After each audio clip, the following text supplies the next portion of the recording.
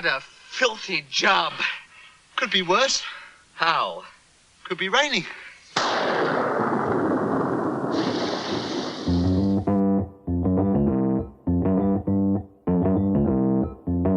Live from Joe's mom's basement, it's the Stacking Benjamin Show.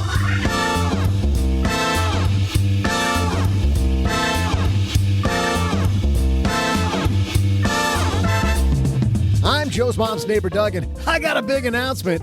If you're attending your company holiday party, the annual Sizzler Sizzle-a-thon, or any other holiday event, you're going to have to talk to people. And you, my friend, want to put your best foot forward. That's why today we've invited the guy who will help us all navigate any holiday party, Carmine Gallo. Plus, in headlines, want to cut your fees in half on your investments? One Piece says that's a thing. Of course, we'll also throw out the Haven Lifeline to a caller in financial trouble and save time for my festive trivia.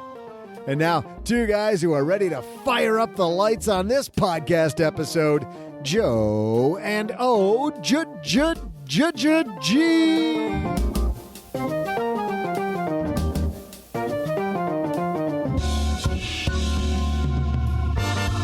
Welcome to Hump Day on our holiday planning week. Hey, everybody. I am Joe Salcia. I average Joe Money on Twitter. And across the card table from me, coffee in hand, ready to go. And we only tripped the fuse one time trying to make the coffee maker work. It's Mr. OG. It was not only the fuse, but then also some other electrical issues going on. It might be the 17 power strips plugged into one power strip. No, that's the thing. Power strip into power strip. Remember we had the guy about fire safety from UL on it? Nuclear fusion, isn't that how they make that? About 6 weeks ago, we talked fire safety, remember? Yeah. With a guy from UL. And he told me point blank. As long as you make sure it's at least one power strip powering all the other power strips, you're good. You are good. That's what those fuses are for, to warn you when you're not good. And I told you. And then you go, all right, I'll hold it open while I'm going to hold the button this way while you make the coffee. While you make the coffee. What could possibly go wrong? Well, what I did say was, I told you yesterday, dude, you got to turn off the space heater before you make the coffee. You really did say that. We really did. You know what else I said? I said that today's show is brought to you by the Stacker, huh? Because the Stacker's rolling again. I think, guys, I've figured out this whole email thing. And at the very least, you're going to get 3 episodes. Well, I'll tell you what, you already got 1. I know there's 2 more ready. The way the first one went out, I think the other 2 are going to go the way they're supposed to. While podcasting is our thing, writing occasional emails that will help you navigate the financial wilderness is also my thing. StackyBenjamins.com/stacker. Plus, we did an Instagram event last week. That was a lot of fun. You can be up to date on all of that stuff as OG and I planning kind of a really fun new decade of podcasting next year. But if you want to know where we're going to be next, head to StackyBenjamins.com/stacker and sign up. We have to do this for another decade? We're not contractually obligated. Oh. We'll see how it goes. But I'll tell you what we want to see. We want to see Carmine Gallo down here in the basement. This guy has written so many phenomenal books teaching people to communicate. He's been on so many stages. Everything from telling people how to give TED Talks to better storytelling. He's the perfect guy to help us work through the holiday party. Because you know what? How many times have you been at a holiday party? And I can think of 3 different times where you go, yeah, it's not going well for that guy. Like somebody's really stepping in it. Basically every Thanksgiving at my house. Basically, oh, geez, stepping in it again. Just another Thanksgiving. Carmine Gallo's here. We've got some great headlines, one that I'm sure OG's going to like. So let's get this party started. Hello, darlings. And now it's time for your favorite part of the show, our Stacking Benjamin's headlines. Our first headline comes to us from Kiplinger. This is written by Jerry Golden, investment advisor representative with Golden Retirement Advisors. How to cut your investment fees in half. I'm in. This is so awesome. You read this piece? I might have glanced at it. Jerry writes. Actually, no, I didn't. I'll tell you exactly what I did when I saw this on the agenda. But go ahead. I'll tell you what I did later. When dealing with percentages and asset-based fees, an offer that sounds good at first may turn out to be not so great, depending on where you are in your retirement savings journey. As you accumulate savings, for instance, you're looking to generate growth in your account, and so you may hire an investment advisor to help you make the best choices. Their fees are typically around 1% of the value of assets under management. Whether that sounds like a good deal probably depends a lot on how much money you have in your account. That number seemed low to my personal trainer, for example. Only 1% a year, as he said. Doesn't have a whole lot stashed away right now, so 1% is no big deal to him. But if you have $1 million to manage, you'd pay $10,000 and more each and every year. Quite a different story. Okay. Would you like me to go to the next part? Carry on. Go ahead. Yeah. Looking at fees through the lens of income. That 1% fee sounds even worse when you look at it as taking a cut from your income rather than your savings. Here's what I mean by that. Your perspective changes when you retire as you create a plan to generate income and or make withdrawals from your savings. Many retirees go by the 4% rule, which says you can withdraw 4% of your portfolio each year without serious concerns of running out of money in retirement. Not what the 4% rule says, but it is not. But this is Kipling or so. We'll do what Jerry says. This isn't the only thing this guy's conflating. And maybe we'll just cut down here to the chase. I'll link to this in the show notes, but let's go down in this piece because I read this clickbait article. I get down to the end. What is Jerry selling? He says, what are reasonable fees? And then he's trying to position fees as a percentage of your income stream, not as a percentage of your assets. And frankly, I went through it and it was smoke, mirrors, because I get to the bottom and I read about what Jerry sells. Jerry Golden is the founder and CEO of Golden Retirement Advisors. He specializes in helping customers create retirement plans that provide income that cannot be outlived. And there we have it, ladies and gentlemen. Don't pay fees that you can see when you could pay a crap load of fees that you don't see. It's funny that you ended on this because when I saw it in the prep for today, that's the first thing that I clicked on was the name and then the website. And I went from there and I went, dude sells annuities, fixed annuities, index annuities, annuity. That's the solution to your problem. But I like your summation. Don't pay anybody legitimately out of pocket that you can see. Let's pay twice as much with the stuff you can't see. I want to back up the truck a little bit here because this is a very clickbaity article. We've seen lots of stuff about cutting investment fees and investment advisors and their horrible fees and fees. It turns out, like we said on Friday's show, that while fees are super important and you should pay attention to your fees, that you gotta have a cost benefit analysis first. You know, the other thing that you kind of brought up there for a second was basing it on income. And there's no right or wrong way to do it. There's plenty of really great relationships that are based on commissions, right? There's plenty of really great relationships that are based on a percentage of the money that is managed on your behalf. There's some advisor firms that say we take a portion of your net worth and some of your income. There's no right or wrong way to do that. You know, like he was kind of alluding to, there's different ways to do that. You have to find what works for you, and you have to find what works for what's going on in your life. For the person who has $19,000 and is getting started, he's right. Paying 1% is a good deal. Guess what? There's not a lot of people out there that are going to take you for 1% of 19 grand. A lot of advisors, right? A lot of advisors. Hey, I got $6. Can I pay 1%? Yeah. You know, there's going to be different structures for all those different levels, and it doesn't make any one of them right or wrong. But to put yourself in a position where the author of this article's whole sales pitch is just go buy a index annuity instead or whatever, because that's going to be way better than paying 10 grand. I'd rather pay $10,000 that I know I'm paying and keep my other 990 grand working for me than pay freaking $25,000 a year that I can't see, have my money locked up for 40 flipping years, and have my financial representative cash an $80,000 commission check on my $1 million.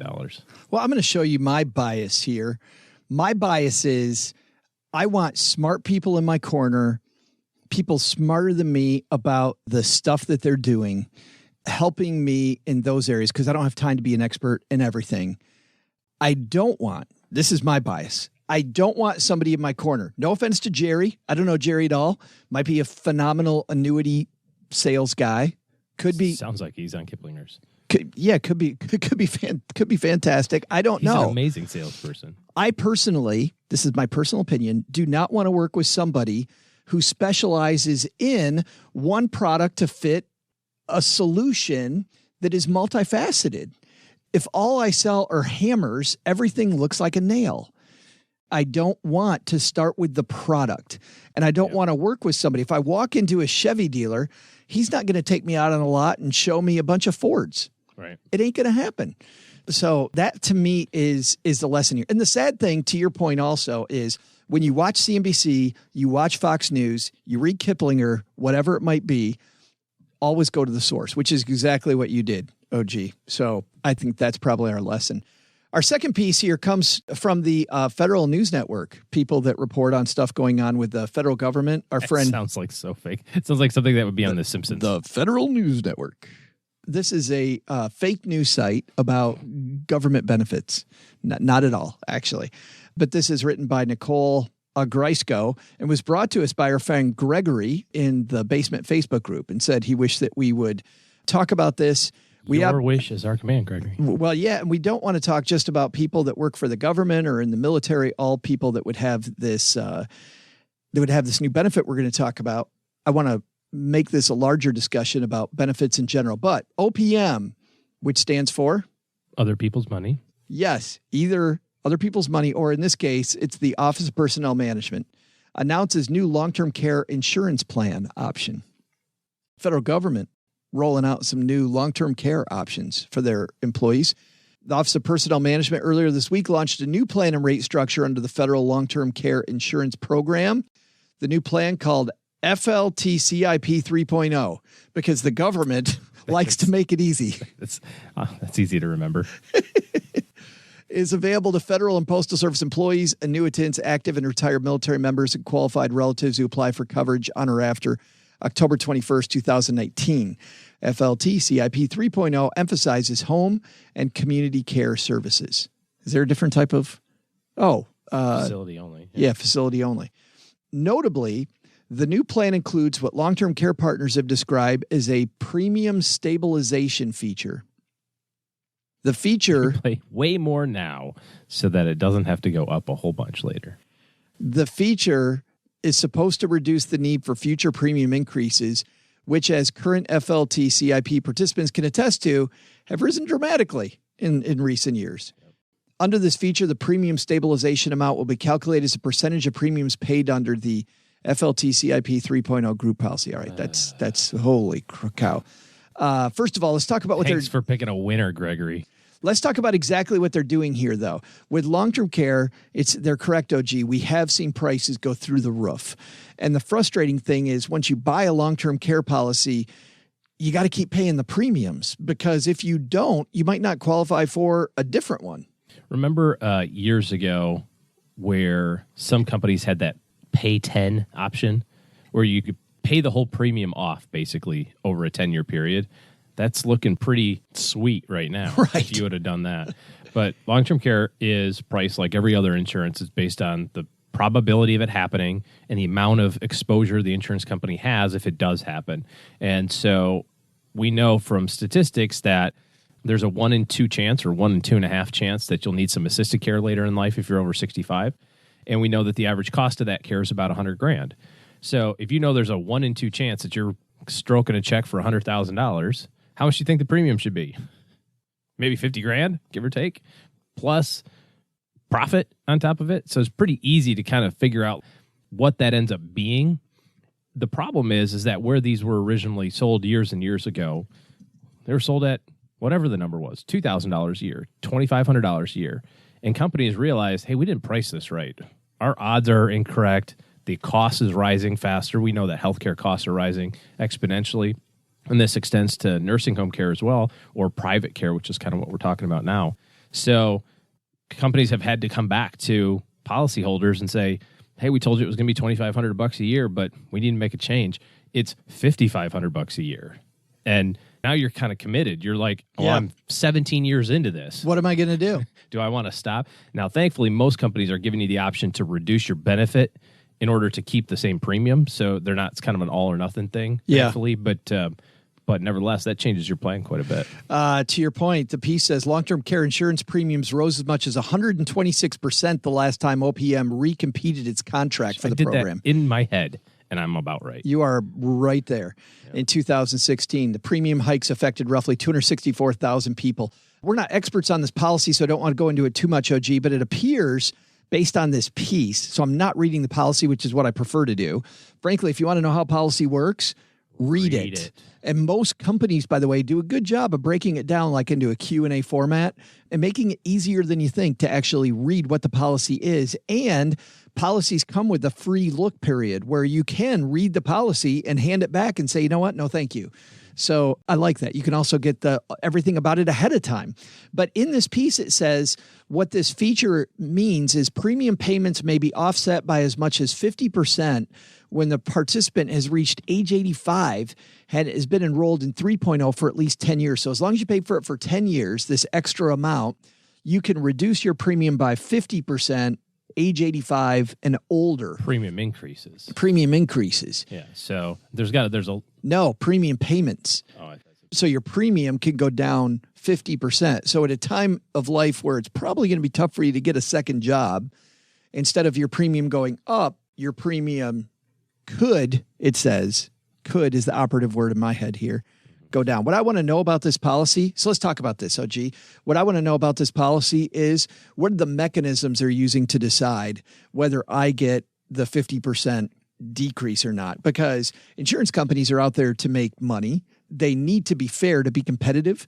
So they want to be competitive, but to make money, John Hancock is going to try to make sure that I use as little of this as possible. Well, yeah. Also, you're talking about competitive. There's just not a lot of competition in the long-term care space right now because it's so costly, because it's kind of a loss for a lot of companies. So you're not seeing a lot of new issues, unfortunately. John Hancock is one of the companies that's been around a long time.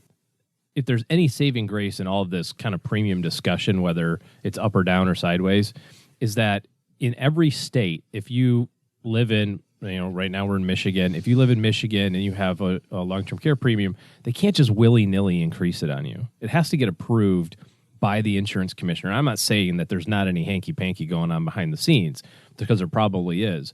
But at least there's another layer of protection in there. A little bit of checks and balances. That, they're not just raising it on you because you live in the basement. They're raising it on everybody who's in your age bracket or demographic or whatever's allowable for them to use for a tranche of people. And then it's kind of double checked by the insurance commissioners of each state. So I guess take a little comfort if that happens to you. But this is an attractive feature. The reality, though, is that if they're offering premium reductions in the future, kind of what does that mean now? Yeah. It means you're essentially prepaying it, right? That is what it means. I mean, you're going to pay now for a benefit that you may or may not receive. The cost is the cost. It costs X dollars to insure this person for this thing. And if I say, well, yeah, but in 10 years from now, you can pay half as much. Yeah. To make that work, I just have to charge you 30% more now than I would That's under funny. a different policy, perhaps. It's funny you say that, because I just remembered something that when I was a financial advisor, an analogy that I would use with clients, which is still applicable today. Remember those Bugs Bunny cartoons? There's one where he's standing over the lion and he's saying, would you like one lump or two? And he's supposedly talking about the sugar. And he's like, two. And he hits him on the head with a mallet, and the lion gets 2 lumps on his head. In the case of long-term care, not long-term care insurance, but a long-term care event, when you look at your strategies around this, it's like life is standing there with the mallet going, where do you want to get hit? They're not asking you if you want to get hit, because you're going to get hit no matter what. Either, number one, you're going to save a bunch of money and set it aside, and it's not going to happen to you, or which means that you wasted all this money sitting it aside. Number two is you set it aside and you use it, and it cost you an arm and a leg when you could have bought insurance and maybe met it halfway, met it 3/4. Who knows, right? So the question is that whether I want to get hit, because everybody's going to say, I don't want to get hit by this mallet. No, thank you. I don't want to get hit. Bugs Bunny didn't ask you if you want to get hit. Bugs Bunny asked you where you want to get hit in this case. You just got to pick one. And I don't know if this is any better. Is this really any better if you're paying more today and if you live past 85, you get a nice premium reduction? I don't know. I don't know either. I will tell you this. This is how bad this has gotten. John Hancock itself stopped selling group long-term care insurance plans in 2010 and individual policies in 2016. The only long-term care they do is this policy. Yeah. This is, and service the ones that they have outstanding. Yeah. This is all they do. So no easy answer.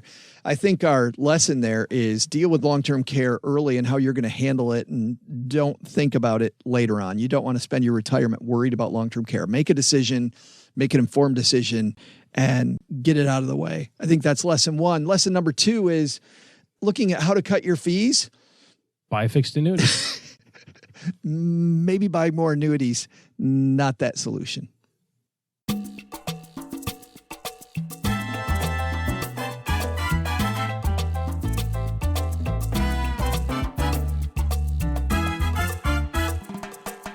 I love that, OG. All those people that thought Joe was pro annuity all the time. Remember when I was defending annuities, and I still will defend annuities, we might have surprised them. Annuities not always great.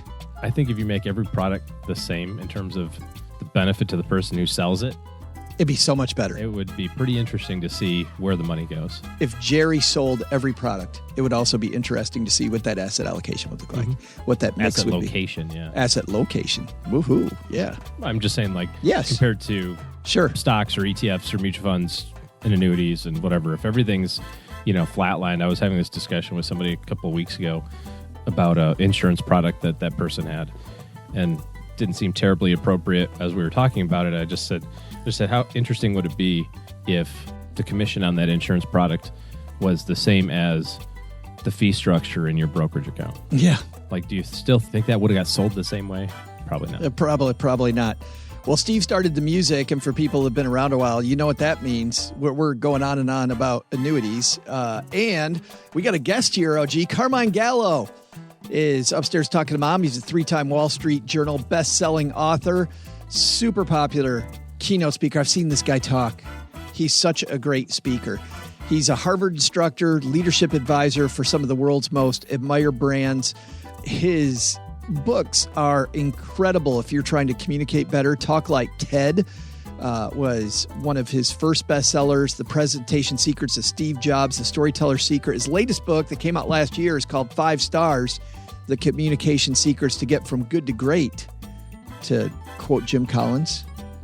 Let's say hello to our friend helping us today, though. Put our best foot forward at this time of year when we're talking to lots of people. Carmine Gallo.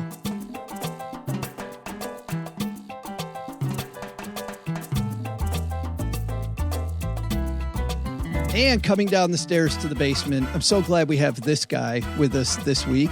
Master communicator Carmine Gallo is here. How are you, man? Oh, hey, Joe, how are you? Thanks for inviting me. Well, I'm so happy to talk to you again. As you know, I was thrilled when you quoted me in a book a long, long time ago and talked about my stuttering issue in your book, Secrets of the World's Greatest Communicators, which I'm not one of, by the way. Everybody who listens to the show will know that. But you have been a busy man, my friend, writing and speaking to companies. You tend to talk a lot about communication. Yeah, I think communication is definitely my passion. Leadership, communication skills, public speaking. There's never a lack of content, I think, in that area. And, Joe, it's interesting because I think that although we know communication skills sets leaders apart, there's still a lot to learn. This is not something that people learn when they get an MBA. It's not necessarily things that middle managers focus on to get to the next level of their careers. And certainly in the last few years, I've focused a great deal on storytelling and what storytelling means in business. To a trained journalist like myself and someone who's a writer and a journalist, in my former life, I was a journalist for 15 years covering business news. The business professional, how do they turn PowerPoint into a story? How do you connect people through story? So there's always something new in communication as far as I'm concerned. So I always have a fresh stable of content. Well, you make the point in 5 Stars, your latest book, that people say that communication is a soft skill. You say it's not a soft skill at all. It's kind of a hard skill. Well, when I wrote that, I had not had some of the new surveys that came out earlier this year. And so there were surveys by LinkedIn and a few other companies that track careers. And they're finding that the number one skill that will set you apart is how you communicate effectively in the workplace. So to me, that's a misnomer. Let's stop calling it a soft skill because it minimizes the importance. The ability to communicate your ideas persuasively is the single greatest skill that you can build, that we can all build today to set you apart in your career and in your business. This time of year, a lot of us are going to be in social situations far more than we might be the rest of the year combined, between holiday parties, New Year's, all of these events coming up. We want to make our best impression. And I know that you, Carmine, probably like me, have gone home from some events and had a discussion with your friends or your spouse going, hey, did you see what that guy did? Or did you see what that? We don't want to make the wrong impression. How do we put our best foot forward if we're trying to impress people at the company holiday party or a social gathering this time of year? Well, there are some easy ways to impress not only your peers, but your boss and strangers, people who you meet for the first time.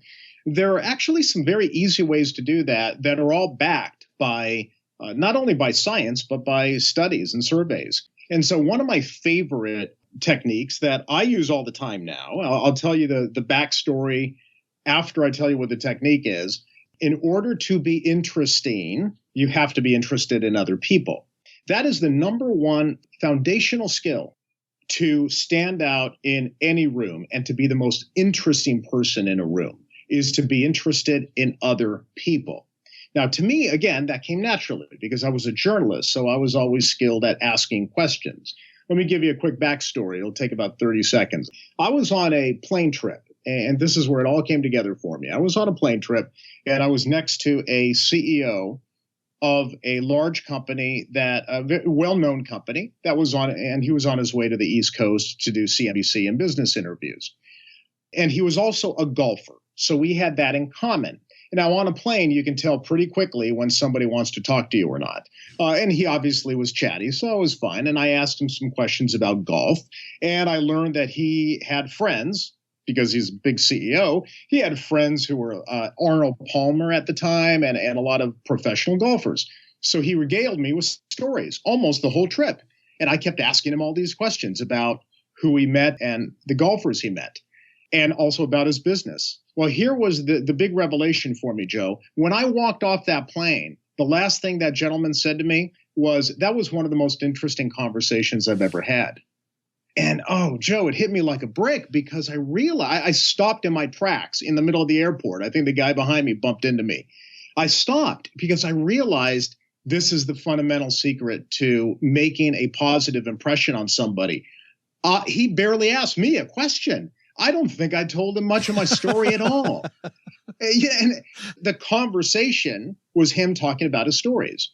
And so there's been a lot of surveys recently in the last few years that have confirmed this idea that we're all narcissistic, that we love flattery, but above all, we love talking about ourselves. So once again, the fundamental secret of standing out in a room is to be more interested in the other person than is talking about yourself.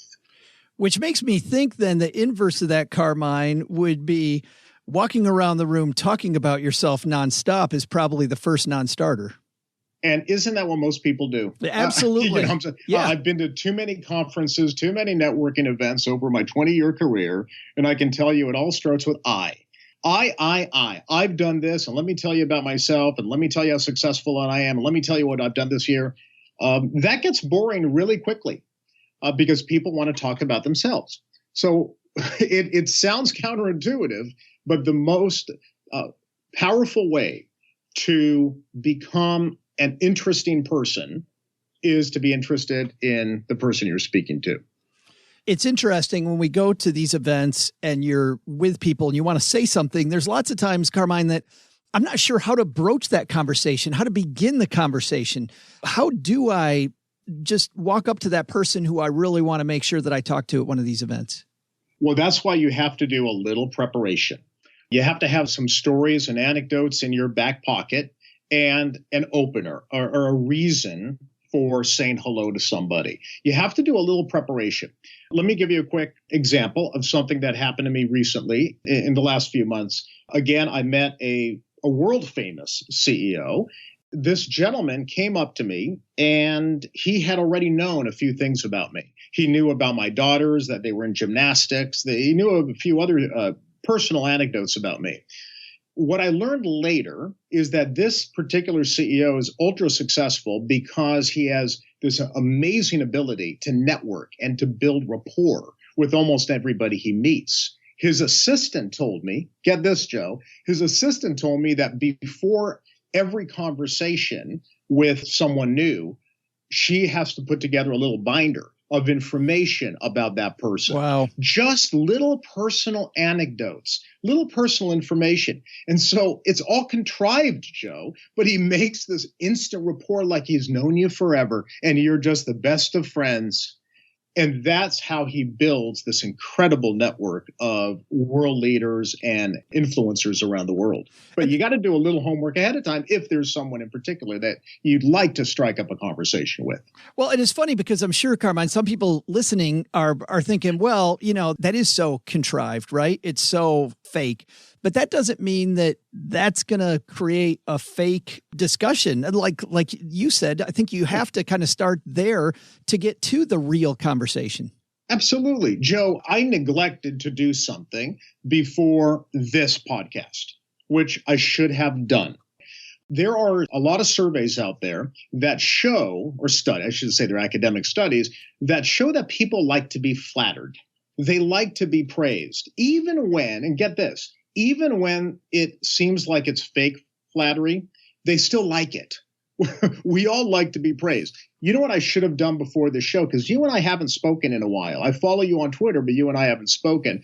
I should have, looking back, if we were at a party together and I know I was going to meet Joe again after a few years, I would have looked up some of your most recent tweets or an article or one of your last podcasts. One of the first things I should have done is, hey, Joe, thanks for having me on your podcast. It's a real pleasure to be talking to your listeners. And I really love that last podcast you did with so-and-so. That was excellent, by the way. So this will be fun. Let's get started. Just that one nugget.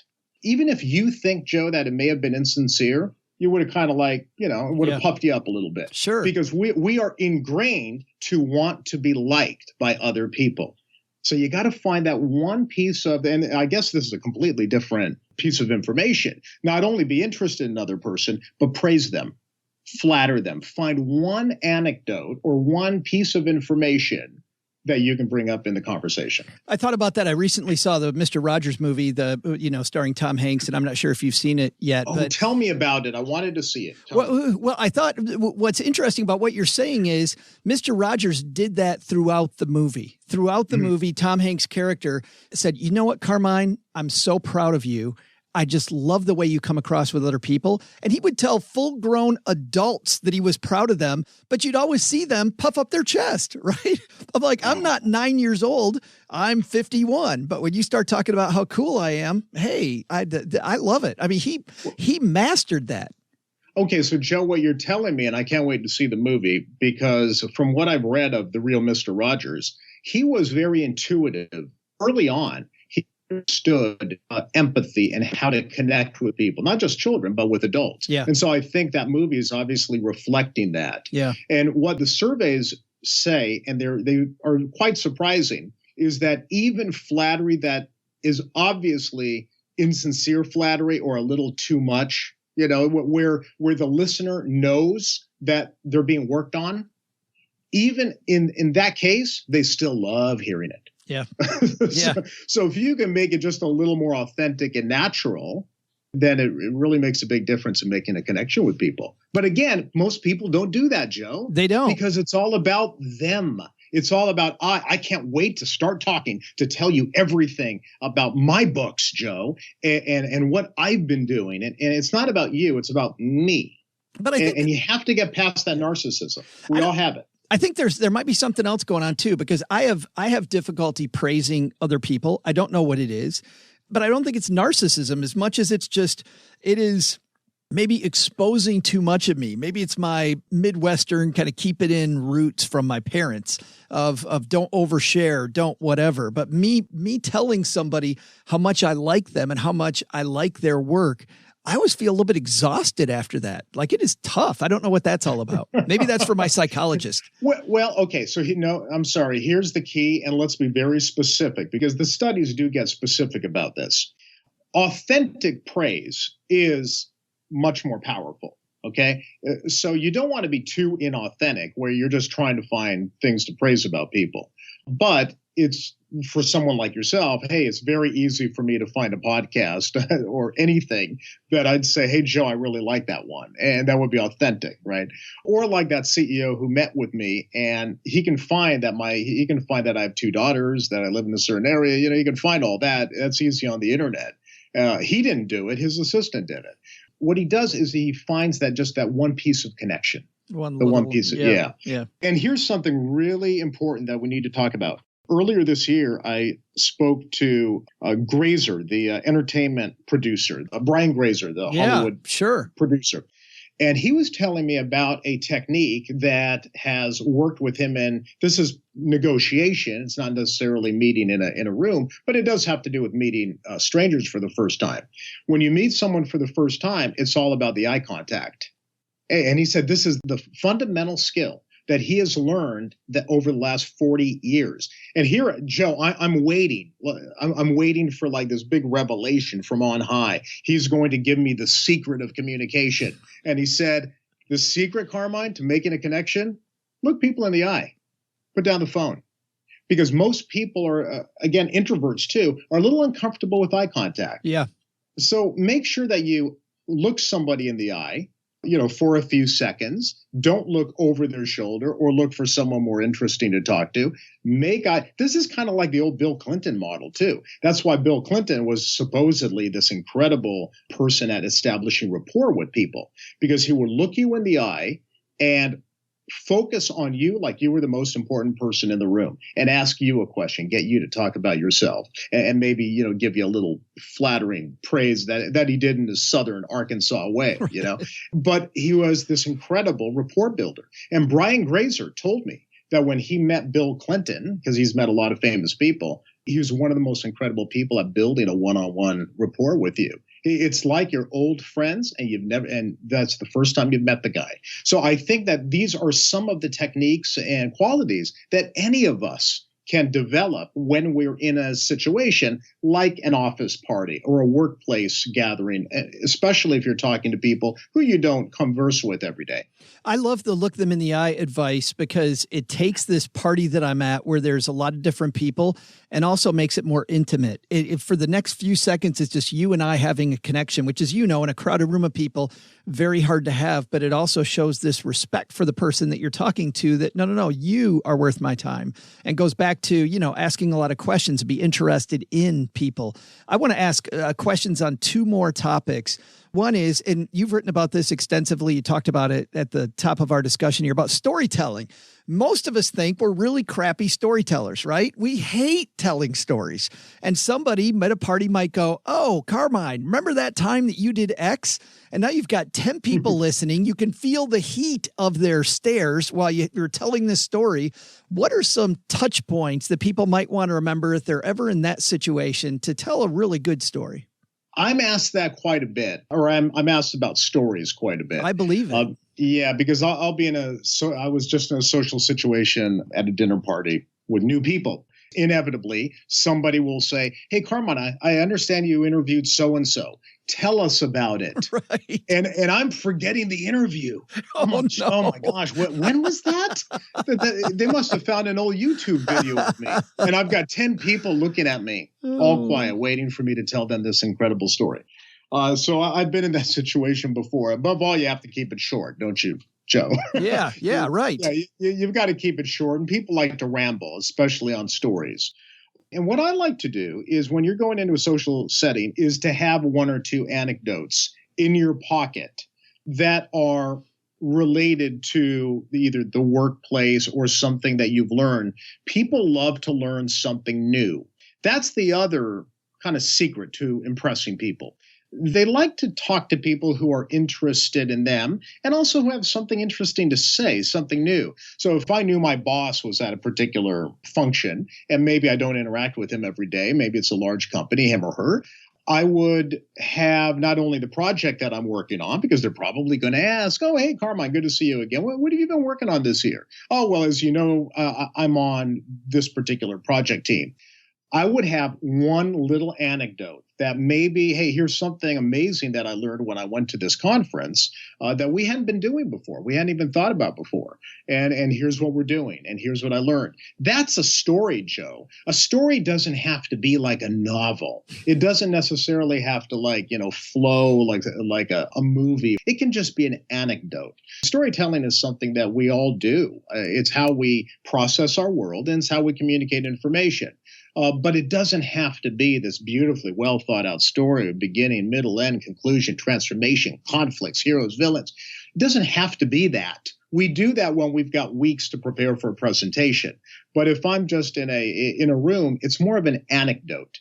Think of one or two anecdotes from the year or something that you'd like to communicate with, your workplace environment that helps you kind of stand out, but also maybe teaches people something new. I absolutely love that. You just took the pressure off a lot of people listening. It does have to be this big thing, which brings up the last point. One thing I know that you and I have in common, my friend, is that we both come across as extroverts and we're both introverts. And going to these parties, as you know, is exhausting for us. Give the introvert a little bit of help here. How do you, master communicator, get through this time of year with all of the holiday parties and all the communication that you have to do? Okay. Somebody told me this actually not too long ago, Joe. You may know this. There's different types of introversion. Have you heard about this? I have, where there's like extroverted introverts and Yeah. So that's what I am. I'm an introvert because I was watching a football game recently and I watched all 3 hours at home while the kids were doing something else and had a wonderful time by myself. I don't need to be in a pub. In fact, I'd rather not. But when I am in a social setting or when I'm in front of an audience, I can do very well. So that's actually a different type of introversion, apparently. So that's why introverts are very, very good they can be very good at social parties. Because again, most people are about I. They want to bring it. They can't wait to start talking about themselves. Where I've read some fantastic books and I've met some incredibly successful people who are introverts. And they say that one of the skills that sets them apart is their ability to listen and observe. So they can listen, they can empathize with people, they can make different observations. If you're talking about yourself constantly without giving the other person a room to get into the conversation, it's very hard to have those skills, to be a good listener, to be empathetic, to be a good observer. So introverts have an advantage if you think about it differently. I love that. Sit back and just fire questions and let everybody else do the talking and you're good. You got to have a few questions. Again, a little preparation. Okay, so if it is your boss or it's somebody that you want to impress in the workplace, you'll come in knowing a little something about what they've done recently. Or, if your boss has posted a blog of their recent travel experience. But boy, I loved when you went to Spain and you went to that mobile conference in Spain. I love that video. That was really terrific. Thanks for posting that on your blog. Oh, you like that video? Oh, of course. Well, let me tell you about it. You could almost. It's authentic praise, but it's very subtle, and it's showing that I have an interest in you, that I've actually watched or read something, or taken an interest in one of your hobbies or interests. I wish you'd studied this a little ahead of time. I wish you knew something about this. I don't know, by the way, which of your books I like better. The recent ones, Talk Like Ted, The Storyteller's Secret, 5 stars. But I do know that they're all available, right? Wherever you get books? Yeah, absolutely. They're all in print, paperback now. I think 5 stars just came out in paperback. And all 3 of them are on Audible and two of the three are award-winning audiobooks. Talk Like Ted is a fantastic book just to get started in public speaking and presentations. The Storyteller's Secret is just on storytelling. It's immersive in storytelling.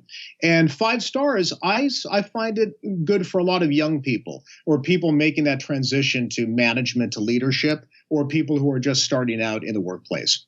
And people also hire you to speak. They hire you to advise them on communication. And for that, they go to carminegallo.com. Absolutely. Just if you can remember a good Italian name, Carmine Gallo, you can go to my website. And yes, a big part of what I do is not only the writing, but keynote speaking as well. Carmine, happy holidays, my friend. Thanks for helping make everybody's holiday party experience a lot better than it was before you got here. Thank you, Joe. And yes, happy holidays to all of your listeners.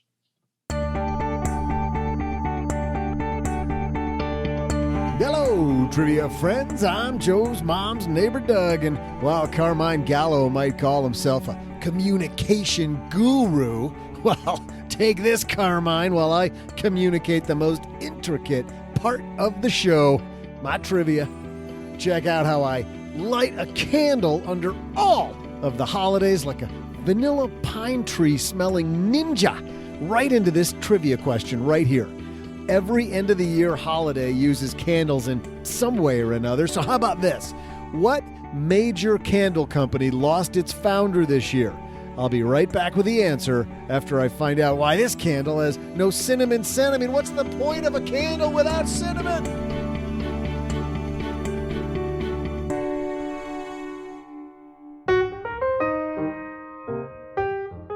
The following is an actor, not a real person. We tried to find an actual Stacking Benjamins podcast listener, but we're not sure any exist. Yesterday, I turned on one of those other podcasts.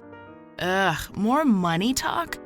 The topic was something called long-term care, and they couldn't even make me care for the short term. That podcast made me feel like just another number. Hi, I'm Joe's mom's neighbor, Doug, the huge star of the award-winning Stacking Benjamin Show. Are you tired of podcasts that blabber on about money? Are you confused about all this IRA, SEPP, 72T, and fiduciary talk? At Stacking Benjamins, you're not just another number to us. Heck, if you actually listen, you're the only number. That's why we barely ever talk about money. Better yet, we treat you like family. We'll invite you on down to Joe's mom's basement, serve you some pie and maybe even a little lemonade. And best yet, when you leave, we'll complain about you behind your back. Because that's what real family moments are all about. I'm never going back to that old podcast. Stacking Benjamins is a way for me to avoid numbers and feel that warm, fuzzy feeling I get every time I scream at my sister on the phone.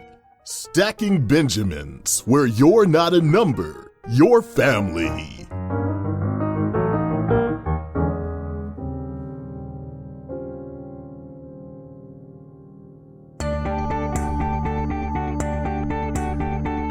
Welcome back, trivia lovers. I'm your fearless holiday trivia leader, Joe's mom's neighbor, Doug. And today, I asked you this: what major candle company lost their founder this year? If you guessed Yankee Doodle, you're pretty close, but unfortunately, Michael Kittredge II, who created his company while a teenager in his family's home, just called it Yankee Candle. I'm assuming back in the day, while he probably liked Spring Meadows, he never stuck a great-smelling feather in his hat when he was riding to town. What a shame. Missed out on an opportunity there. See ya! And he probably never called it macaroni. Didn't happen. No. I liked that song when I was a kid. I like that song now. I haven't. I was going to say, you had it playing earlier. That's your walk-up music. Yeah. Talking about presentations. My walk-up music. Can you see us like a professional baseball player walking up to the mic? We got to do that next time we do a live show. We all have our walk-up music. What would your walk-up song be? I'm all about the bass. No treble. Big thanks to Carmine Gallo. I love that main point. If you want to be interesting, be interested. Pay attention. Absolutely. I mean, like Carmine and I were talking about, you see these people blabber on at the party and you're like, oh, okay, you're not making the huge impression. Brian Regan does that joke. Me. Remember that guy? Yeah. Me. And he's talking to John Glenn. And John Glenn is like, oh, yeah, I love the fact that you have a lot. I walked on the surface of the moon. Bam. Hey, let's throw out the Haven Lifeline and tackle some of life's most important questions. Our friends at Haven Life Insurance Company, they put what you value first. Oh, since we're talking about parties, maybe a little eggnog. Actually, I don't think that I've had eggnog in about. No, but I think you've mentioned eggnog like 5 shows. Like you've got eggnog on the brain. Maybe you've. No. Yes. That must be our other co-host. Talked about it. My secret co-host. Are you doing another podcast without me? Secret co-host. That's what we are. Okay, fine.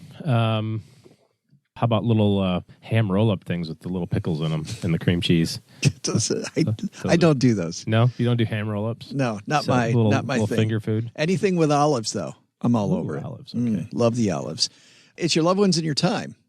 Loved ones, time, and olives. I wish it said right here, but nope. Brittany at Haven Life didn't write me that one. She just said it's your loved ones and your time. Thanks, Brittany. What kind of olives? Appreciate it. I like the green ones. Uh-huh. Salty stuff. I don't like the ones that are, they have the ones with I do like the one where they have taken out the pimento in the middle and they've stuck some garlic in there. That's fantastic. Yeah, all the ladies love that. I was going to say Cheryl doesn't love that, but I love that. Yuck. I got to get through this. It's your loved ones and your time. It's why they've made buying quality term life insurance actually simple. Head to StackyBenjamins.com/Haven Life now for a free quote. Great present. Guess what I did? I made you multimillionaire if I die. That's it. We're saying hello to our friend Jerry today. Say hi, Jerry. Hey, Joe and OG, Jerry from Tennessee, and I've got a question for you. I switched insurance companies about 2 months back, and I recently got a call from my new insurance agent. She says that I can take out a term insurance policy on my daughter and that it would not cost me any more money. She said that I would receive what she called a multiple line discount, and it would save me enough on my auto insurance premium to balance out the cost of the term insurance on my daughter. I'm not quite sure how or why that would work, but what's your thoughts on the matter? Should I do it? And by the way, I'm a size extra large because I know that matters in the basement. Tell Doug and Mom I said hi, and I look forward to hearing your response. Congratulations, Jerry, on being an extra large. I know you worked hard for that. Fantastic. He doesn't quit. Just no quitting that guy. He was an L, and he made it to XL. That's fantastic. Love it. Yeah, good work. I've got a lot of thoughts about this. What's your first thought here? My first thought is always the nefarious purpose. I'm thinking like, why would someone recommend this? But I also think this is kind of, now we could talk about insurance on kids. Yeah, that's kind of where I'm at. I'm like, yeah. To what? He didn't say how old his daughter was. Once a kid, so let's back up for a second, Jerry. Here's what OG and I are talking about. Once a child gets past SIDS age, sudden infant death syndrome, the chance of your child passing away, not huge. And if you have an emergency fund, if the worst does happen, the question is, how do I manage that risk? It's not how much insurance can I buy, it's how do I manage that risk? If you start with buying insurance, your insurance agent's going to be very happy because you'll buy insurance for everything. But if you start with how do I manage that risk, if it's a low probability event, like a horrible event, a child passing away, but low probability, you handle it with your emergency fund. Right. And by the way, that's the reason why the insurance is incredibly inexpensive. And that's also the reason why the agent is telling you that, hey, you're going to qualify for a discount that you didn't get before, and that will be enough to pay for this really cheap coverage on your kid. The insurance is cheap because it's probably not going to happen. So I think about that, and on one end I go, this is the insurance agent's job, and that's pretty damn cool. When the insurance agent points out, hey, you could do this, like they're giving you options you didn't even know existed. They're educating you on the product. But I'm also wondering if there might be a different way to receive that same discount. Yeah. Or if you're saving money by getting the multi-line discount, does that also mean that going through a different insurance company might also give you a lower cost? Because we also want to keep our options open and look at different insurers. Yeah, I mean, it sounds like he just changed a couple of months ago, so he probably went through this whole process. But I'm with you. Like, what's the benefit of it? So I get to do some paperwork, and then I get this free insurance policy that, perfect world, I'll never use. It saves me a few bucks. I mean, the insurance policy itself can't be more than $100 a year. Probably less. I mean, it's got to be probably less than $40 a year. $30 is some really insignificant amount of money. We don't know what the death benefit is, but I never see insurance on children that's for a lot more than a burial would cost. Yeah, I mean, if your kid is pulling in money, that would be another thing, right? Like if your kid's an actor or a musician or something like that. And if you were Bieber's dad back in the day. Bieber's dad, yeah.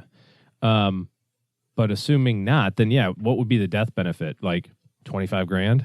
And what's the cost of insurance on I don't know how old this kid is, 10-year-old for 20? It's got to be nothing.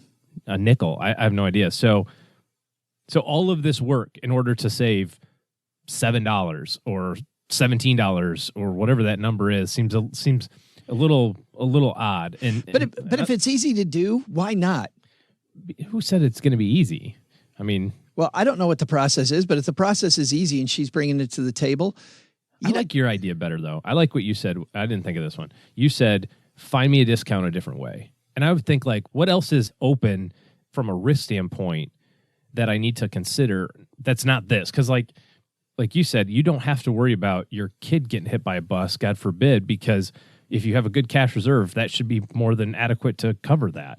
So how about you get an umbrella policy for your trampoline and pool in the backyard? I was just about to ask you what you thought the biggest win would be, the biggest cheap win, right? Because it's got to be a fairly inexpensive policy. That's my number one. I mean, that affects most people listening. Well, an umbrella liability policy is... Well, yeah, and you might not save money on that. It might actually cost you more than what you're paying, right? But it's more useful. But it has a higher probability of being used than a life insurance, term life insurance policy on a kid, which also serves no purpose. I mean, I can even somewhat get behind the Gerber grow up plan where it's like you get your insurance for your kid and it's guaranteed coverage for the rest of their life. It's like, well, at least there's something, right? I can kind of sign off on that because it's whole life insurance, forever when you get this kid that doesn't have any health problems. You don't know what the future holds. But I would be looking at like, well, what else could I do that benefits me that covers something that's a little bit more impactful in my life?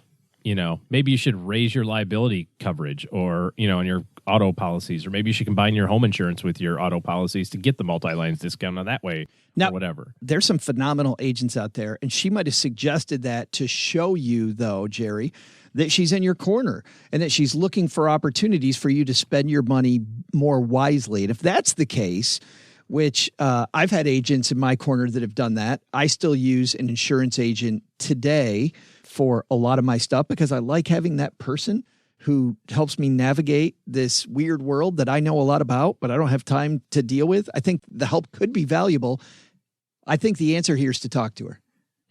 Because you'll get a feeling really fast if she's about selling more policies or if she's about helping you more effectively deploy your money. Now, what if she said, listen, I'll be honest with you, Joe.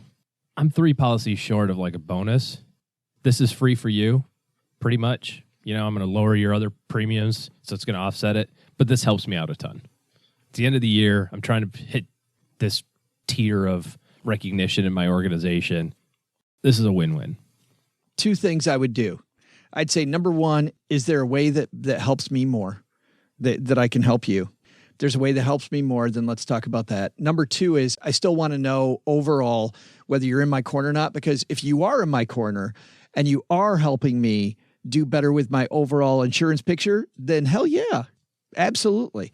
I'll take 2. If it means nothing to me, and helps you, but I know that in other areas you're going to help me. You're going to help me navigate claims when they happen.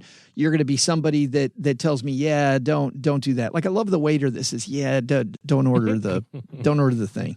Yeah. How's the salmon? It's on the menu. Yeah. I love that. Like, give me that person. If they're that person versus no, hey, I think you should replace that term insurance with a whole life policy. Maybe not. Interesting. Yeah. That's what I do. You? I'd appreciate the forthrightness. Yeah, if it means nothing to me and they are in my corner, I'm going to help you all day long. Yeah. I will.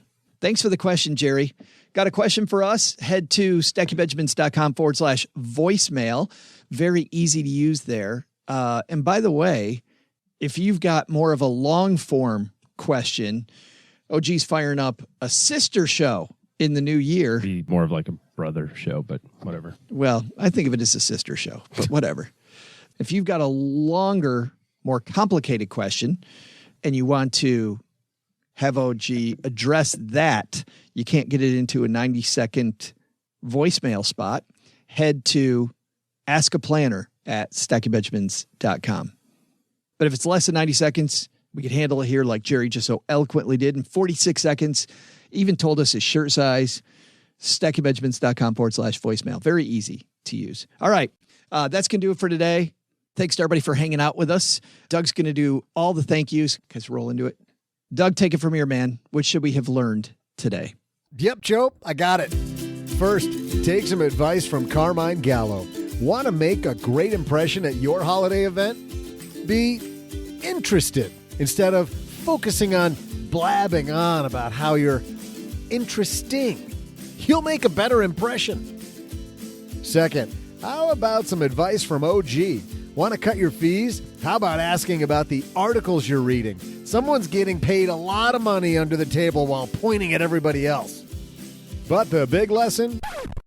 Don't give Joe's mom the Yankee Candle Club as a present. I don't want my El Camino smelling like a fresh sea breeze. You kidding me? It should smell like oil and testosterone. Come on! Special thanks to Carmine Gallo for joining us. You'll find links to all of Carmine's books and coaching at carminegallo.com or on the show notes at our website, stackingbenjamins.com. This show was created by Joe Saul-Sehy, produced by Richie Rutter-Reese, and engineered by the amazing Steve Stewart. Online, visit us on Twitter at @SBenjaminsCast or on our Facebook page. I'm Joe's mom's neighbor, Doug, and I'm wondering if KY jelly is actually made in Kentucky. SB Podcasts may receive payment on the show from sponsors and guests in the form of books, giveaway items, discounts, or other remuneration. There's no way you would take advice from these dorks, but like Joe's mom always says, don't take advice from people you don't know. This show is for entertainment purposes only, and before making any financial moves, consult with a real financial advisor.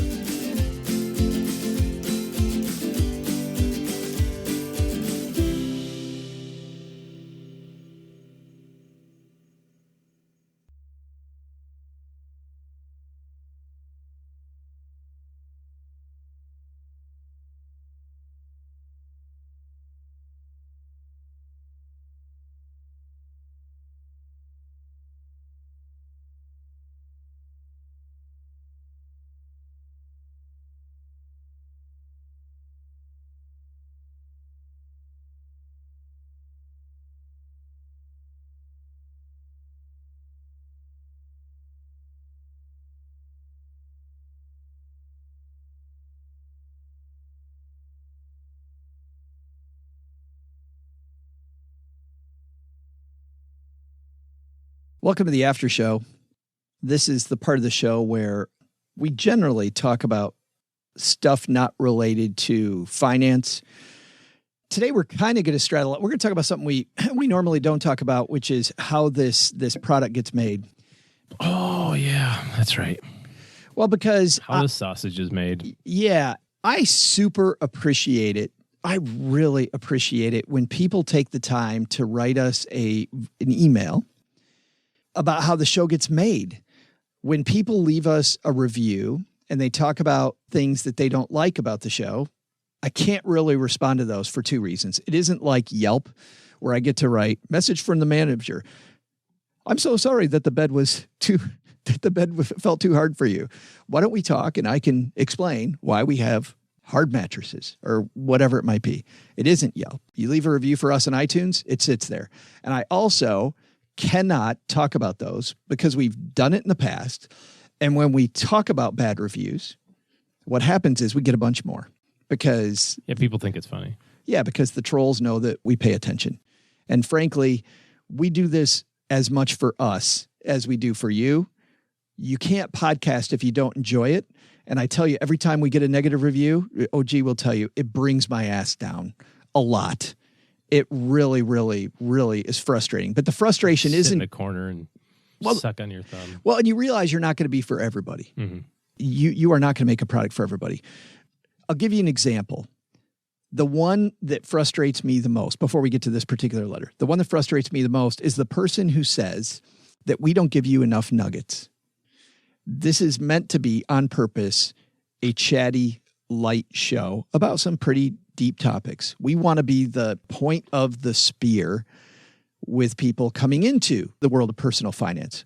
We don't want to be the Afford Anything podcast with our friend Paula, who goes into great depth. We want to introduce you to Paula if you like Paula. We're not Paula Part 2. We are not. We never set out to be that. We're not going to be that. And for people that wanted us to clown around less, what I tried to do when we set this up was give people a series of clues about what we're going to be. Number one, we have artwork with OG with a bag over his head. We don't call him by his name. We call him OG. Which all the marketing people love, by the way. They're like, so let me get this straight. You don't actually want to be found anywhere? You have all these people that listen to your show and you don't want to use that to your advantage? You don't. You're like, maybe it wasn't well thought out 8 years ago when we first started it, okay? We did 7 people that listened to the freaking show. Which is why we do this for us. We think it's fun. By the way, for compliance purposes, everything else. You want to find OG, he's pretty obvious. It is very obvious what your real name is. We then have my mom's neighbor Doug say, live from Joe's mom's half-finished basement. So if you got by the artwork with the bag over one of our heads, and then you got by live from Joe's mom's basement, it's a Stacking Benjamin show. I'm Joe's mom's neighbor, Doug. And here's what's going to happen today. And Doug generally cracks a joke. And then you get to us cracking jokes. And you came here for serious, deep discussions. I'm not sure the problem's me. I've tried to give you a bunch of hints as to what we're doing. And I realize it's not what Dave Ramsey's doing. And it's not what Susie Orman's doing. But that's not what this is about. We yell a lot less. we do. That's freaking stupid. Although sometimes you need that. Sometimes you need a little kick in the rear end. You do, but we're not that. I mean, we are not that. I can't be that person. Let's talk about Daniel's letter, because I empathize very much with Daniel's letter, and I want to tell everybody about the conundrum that we have here. Daniel talks about missing Greg McFarland, liking the awkward segues. Listener. Yes. Greg was on the show for a long time on our Friday roundtables. Hilarious guy, very blunt, said a bunch of inappropriate things fairly often. However, we do miss Greg. Greg was fantastic radio. The second piece about what he said, though, was the commercials on the show, the advertisements sometimes feel excessive. And I will tell you, as the creator of the show, I agree. I want to tell everyone, though, because Daniel was nice enough to write about this to me, I want to respect that by telling everybody exactly what's going on there. I love it. And we try to profile new young voices in financial media that we think are exciting. And we try to curate those and we try to bring them to you.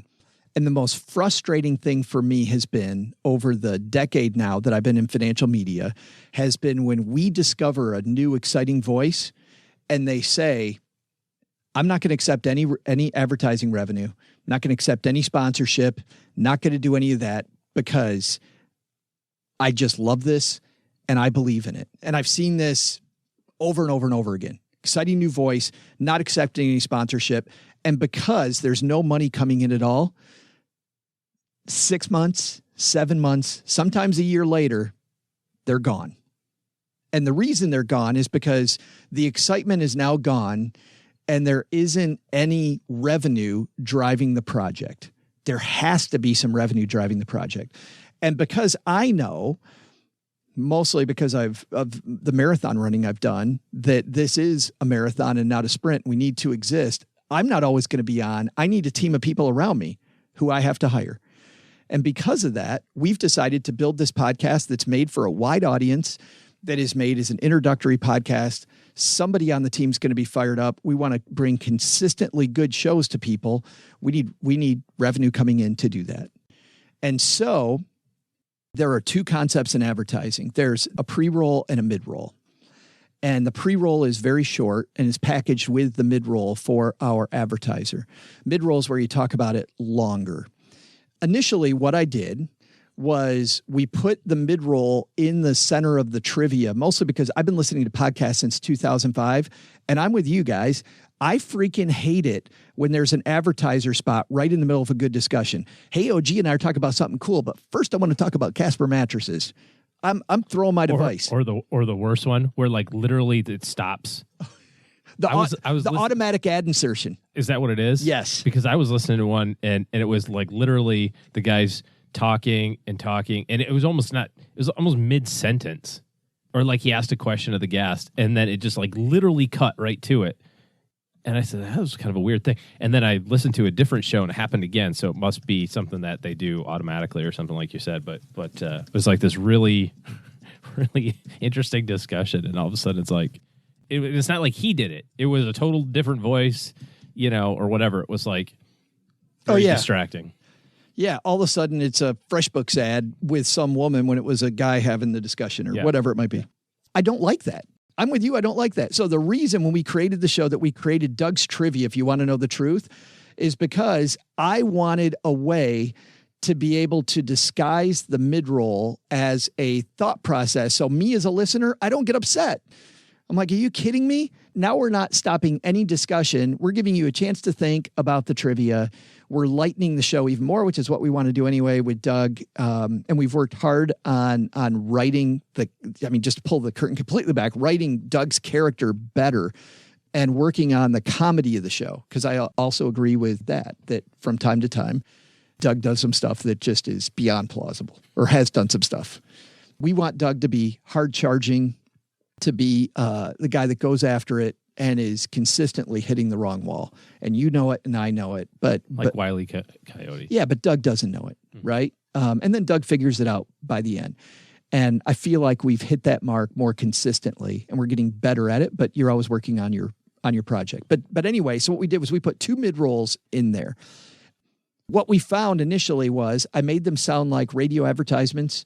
I copied NPR shows, Gimlet shows, some of the big producer shows where you put music underneath. Here's what happens, guys. We've been very lucky that we've attracted a nice size audience. Because of that, the sponsors got big enough that the people that I have relationships with, some of these fintech companies that I like Magnify Money's grown along with us. We have a personal relationship with them. Haven Life has grown with us. Those are our personal relationships. We had to hire an outside firm to help us. And when we did that, what I didn't realize was that initially they gave us a bunch of sponsors. We approved every single one that came on the show. So we got to decide who was for us and who wasn't for us. And we said no to a lot of different sponsors. Still do. Yes. And in their defense, the company that we hired, we really like them a lot. They even look at them. They only send us people they think. So number one, they're filtering out people before they present them. We still filter out a ton. Nope, not right for us. And I'll give you an example. I didn't know Native Deodorant existed before they were presented to us as a possible sponsor. And then you and I did a bunch of homework on Native. And then we said, oh yeah, we want to this is for us. How about when I got some, my wife was like, oh, how did you get that? That's awesome. I didn't know you liked that so much. Yeah, like trying out the product. And we're telling people, hey, what do you think? Native? Are you kidding me? Yeah. Yes. We're like, okay, yes, we want to be affiliated with them. And digging up dirt, trying to find stuff. And we have found stuff on some companies that were like, oh, this looks, no. Not going there. Stuff we didn't know. But we started off with these nice sounding ads that sounded like they're on the radio. Here's what happens. That signals the fact that there's an ad coming.